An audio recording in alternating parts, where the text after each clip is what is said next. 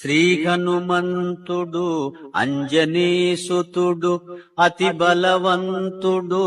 రామభక్తుడు లంకకు పోయి రాగల ధీరుడు మహిమోపేతుడు శత్రుకర్షణుడు జాంబవదాది వీరులందరును ప్రేరేపింపగా సమ్మతించెను. లంకేశ్వరుడు